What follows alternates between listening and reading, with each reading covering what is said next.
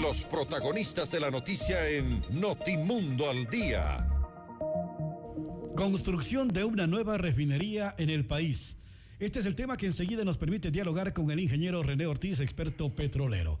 Ingeniero, buenos días. Gracias por estar tan temprano con nosotros. Bienvenido. Muchas gracias por su invitación. Permítame saludar a su distinguida audiencia. Muchísimas gracias por madrugar con nosotros, ingeniero. Le queremos consultar luego de la firma del decreto que realizó ya el día de ayer el presidente de la República. ¿Es necesaria la construcción de una nueva refinería? Muy bien. Yo creo que en eso hay discusión. No hay claridad. Hay informes que dicen que es más fácil importar los derivados directamente, porque en este momento lo que hace la refinería de Esmeraldas, por ejemplo, es importar combustibles de alto octanaje, por ejemplo, para gasolinas, mezclarlos con los de mal octanaje o bajo octanaje que produce la misma refinería, y después de la mezcla venderlos a los consumidores como combustibles estandarizados en norma. Entonces, por esas razones, pues, se habla de una construcción de una refinería de alta conversión para tener directamente los derivados de acuerdo con norma, y entiendo que la norma se expidió en el sentido de que sea Euro 5. Es una simplemente categorización, una especificación. Entonces, en ese contexto, si la proyección de consumo para los próximos 30, 40, 50 años es una proyección de un consumo creciente de aproximadamente el 6%, entonces se van a necesitar todos esos barriles de combustible para satisfacer el mercado interno. Ahora, ingeniero, pudimos conocer que una empresa mexicana va a ser la encargada de construir la nueva refinería, que cuenta con algunas refinerías a nivel mundial y que además usa tecnología rusa y alemana que les permite obtener combustibles apegados a la norma Euro 5. ¿Qué tan beneficioso será esto para el país? No la conozco la empresa. Bueno, el ministro ha dicho que se va a hacer una convocatoria, que no habrá licitación, que no habrá concurso, porque se va a tratar de recursos privados. Es decir, será el riesgo de la institución que venga al país y quiera construir esta refinería. ¿Es esto legal, que no se haga un concurso, que no haya licitación? A ver, si es que el gobierno es la contraparte contratista, debe haber un concurso. Si es que esto es una iniciativa absolutamente privada, ese es riesgo de la compañía. Ellos son los que quieren construir una refinería en el Ecuador. Ellos tienen que correr con todos los riesgos que significa una inversión, creo que en el orden de los $6,000 millones. Estas son palabras mayores. Entonces, si es inversión privada, si Petroecuador no participa de ninguna manera, ni siquiera como contraparte, ni nada, entonces entenderíamos que ese es el riesgo privado. ¿Saben en qué se meten? ¿Saben que este riesgo es en función de los precios? Como los precios precios del crudo, como estos fluctúan en el mercado internacional, y evidentemente si están a la baja, tienen el problema de precios bajos. Si están a la alza, tienen el tema favorable de precios altos. Y el gobierno lo que tiene es que respetar. Aquí lo más importante es la seguridad jurídica. Porque el contrato que firme el gobierno con esta compañía, que es un contrato no de ninguna otra clase que una autorización, ¿sí? El gobierno se transforma en un regulador y nada más, y en un controlador y un supervisor que hacen en esta materia. Pero el gobierno no es inversionista, y por supuesto el gobierno, al no ser inversionista, tendría ese carácter de neutralidad. Puede realizar el control, la supervisión, la fiscalización. Todo el riesgo es privado. Pero ingeniero, ¿qué tan legal es que se entregue al sector privado dicha construcción, ya que la ley de hidrocarburos permite la consecución de este tipo de construcciones en casos excepcionales al sector privado? Esta es una excepción. Tenemos otra, el oleoducto de crudos pesados. Cuando yo fui ministro, justamente se hizo el memorándum de entendimiento para la autorización para la construcción de un oleoducto de crudos pesados. Ha venido funcionando perfectamente ese oleoducto, es totalmente privado, Petroecuador no tiene, Petroecuador ni nadie de las empresas estatales tiene nada que hacer en el manejo operativo de ese oleoducto de crudos pesados y funciona hasta cuando termina su contrato. Igualmente, en el caso de una refinería, existe la normativa como para permitir, solamente tiene que autorizar el gobierno. Y una vez autorizado es como la autorización de una construcción nueva. Hay una autoridad que es la autoridad municipal, por ejemplo. Sin embargo, existen una cantidad de otras autoridades como ambiental, que es ahora muy importante, al menos la conciencia ambientalista del mundo moderno hace o genera esta preocupación de que el gobierno esté mirando lo que hace la empresa privada en relación con sus negocios. Ahora, ¿por qué se hace necesaria la construcción de una nueva refinería cuando recordemos que se realizó una repotenciación de la que está en Esmeraldas que costó, sobrepasó los $2.000 millones en los últimos años? Esa es otra historia. Y esa historia todavía no está completa. Esa historia no se ha podido ventilar de la manera como todos los ecuatorianos necesitamos saber qué pasó con esa refinería. Y tenemos un monto tan gigantesco que se dice que era para repotenciación. Sin embargo, estamos generando una expectativa de una nueva refinería de alta conversión. Entonces, ¿es esto lo que necesitaban? Sí hay un ejemplo paralelo en Cartagena. Se hizo exactamente lo mismo, o se debía haber hecho lo mismo. Cartagena sí se cumplió. Ahí se tiene ahora una refinería de alta conversión. Es decir, produce más gasolinas, produce más GLP, produce más jet fuel, produce derivados que se conocen con el nombre de derivados blancos. En cambio, las actuales refinerías de Ecuador, comenzando por la refinería grande de Esmeraldas, luego Libertad y Shushufindi, esas producen más bien un mayor porcentaje de productos negros, que no los consume el Ecuador en la medida en la que necesita. Lo que más consume el Ecuador son combustibles blancos. Por eso tiene que importar diésel premium. Acabo de decir la palabra, premium, para mezclarlo con los diéseles más malos que se refinan actualmente en Esmeraldas o en Libertad o en Shushufindi. Es decir, que la inversión que se hizo de más de $2.000 millones ¿no sirvió? No sirvió. Simplemente podríamos decir, siendo un parangón, es como tener un Toyota del año 1960 con llantas nuevas. Nada más. Pero sigue siendo un Toyota del año 1960. Y con esa inversión de más de $2.000 millones, gigantesca. Es una terrible pérdida. Esto no es un crimen que se cometió contra las finanzas públicas de Ecuador. Yo creo que eso falta por ventilarse. Hay mucha información que no se conoce.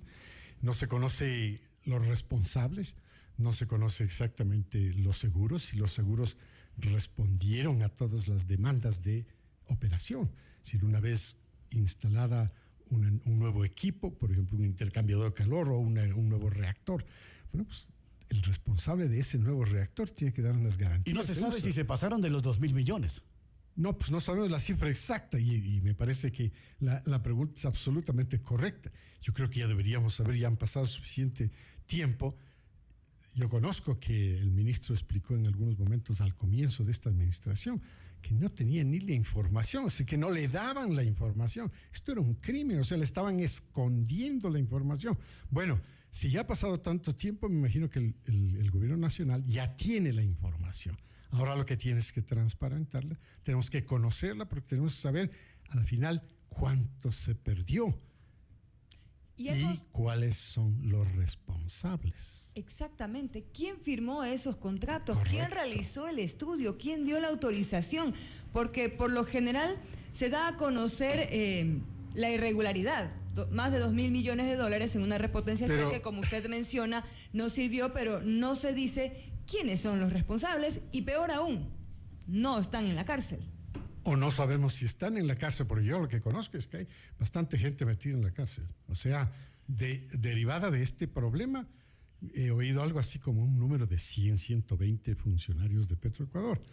No sé si es cierto, pero toda esta información necesita el público saberla, para estar un poco tranquilo en el sentido de que el gobierno nacional está respondiendo a la ansiedad del público, quiere saber la verdad, quiere saber qué pasó con todo ese dinero, quiénes son los responsables de esa administración. Ya sabemos, por ejemplo, que el señor Carlos Pareja Llanuselli era el gerente, que está preso, que entiendo él se ha convertido también en un delator.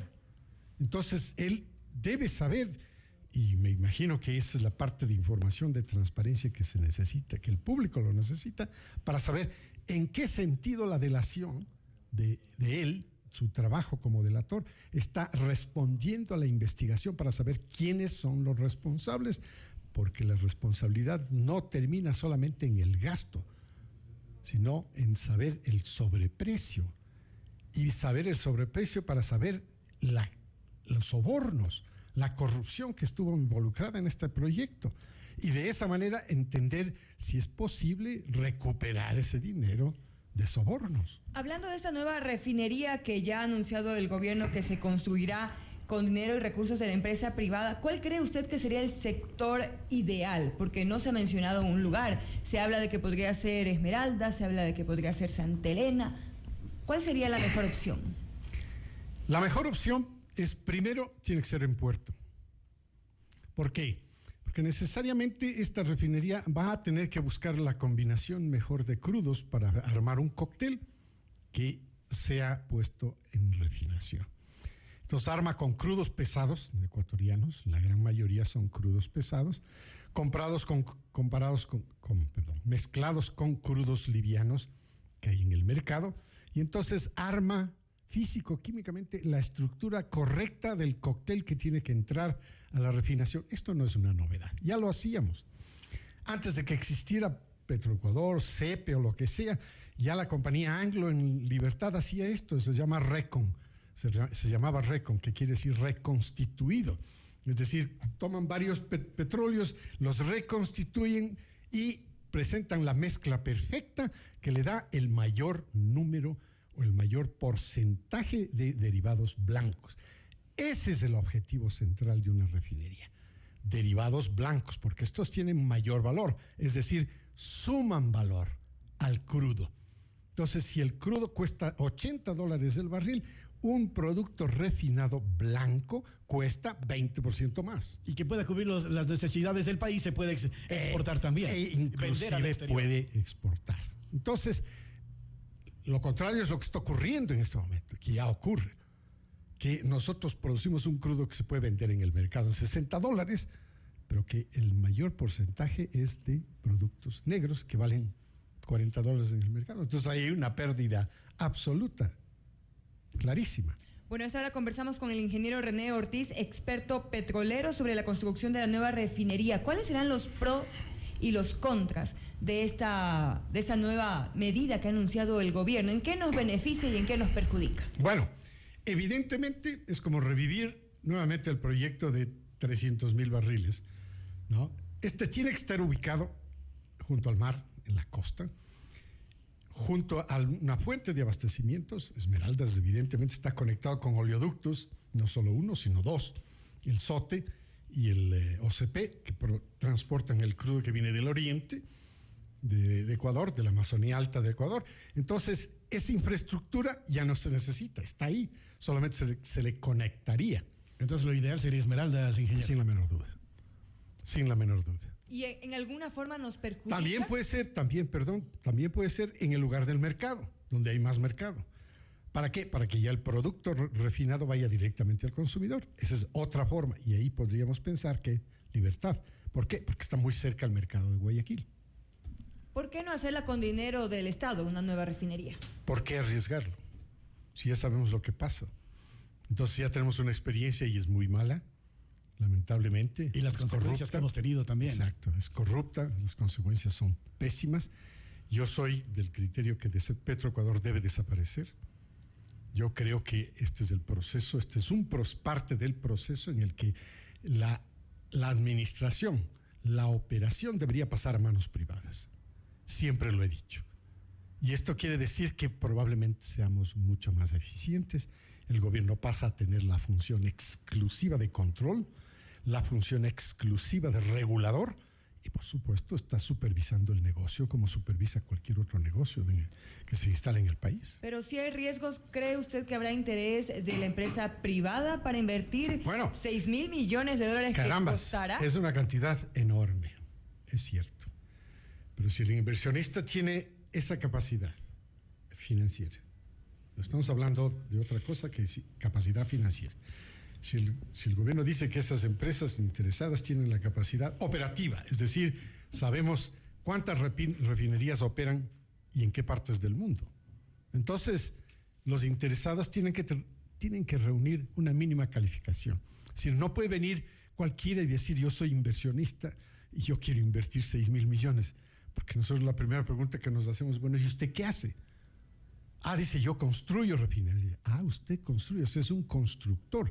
Pero usted opera, tiene refinerías que operan, cuánto producen, a quién venden, necesitamos referencias de los compradores, qué productos venden estas compañías que tienen interés en el Ecuador. Es decir, hay un proceso de selección previo solo de una naturaleza ética para que el gobierno se sienta bien de que va a estar una inversión alta como esa de 6,000 millones, va a estar en manos profesionales. Eso es el punto central. Y lógicamente no tiene por qué el gobierno poner absolutamente un centavo. Primero porque no lo tenemos. Tenemos muchas otras necesidades. Y segundo porque si hay un inversionista que puede sustituir, esta es la palabra, el rol que ha jugado pésimo, por supuesto, el rol de Petroecuador, entonces lo vamos a aceptar como una fuente de inversión importante que es 6,000 millones de dólares, más lo que significa toda la repotenciación de la refinería de Esmeraldas que usted lo refirió. En todo caso, hay más beneficios para el Estado en el construir que perjuicios. Absolutamente.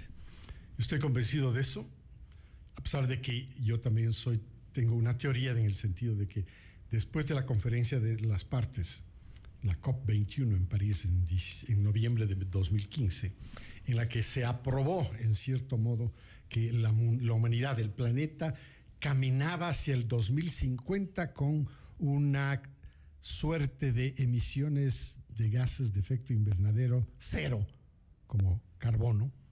Entonces se llama carbono hacia carbono cero. Prácticamente esto le está dando una fe de defunción a la industria, porque le dice 2050, ese es el límite. Claro, esa decisión es un absurdo en ese sentido.